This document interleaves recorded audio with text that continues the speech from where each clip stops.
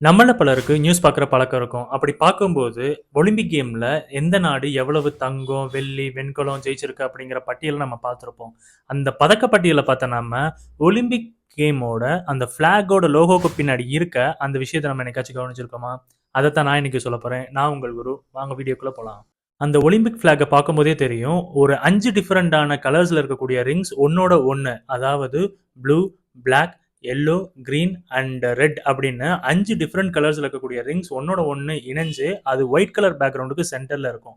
இந்த 5 different ரிங்ஸும் 5 different கான்டினென்ட்ஸை குறிக்கிறதாவும், அதாவது ப்ளூ கலர் யூரோப்பையும், ரெட் கலர் அமெரிக்காவையும், எல்லோ கலர் ஏசியாவையும், கிரீன் கலர் ஆஸ்திரேலியாவையும், பிளாக் கலர் ஆப்பிரிக்காவையும் குறிக்கிறதாகவும் சொல்லப்படுது. இந்த ஃபுல் கலர் ஒலிம்பிக் ஃபிளாக் மட்டும் இல்லாம இதுக்கு ஆல்டர்னேட்டிவா யூஸ் பண்றதுக்கு சில மோனோக்ரோமேட்டிக் ஒலிம்பிக் ஃபிளாக்ஸும் இருக்கு.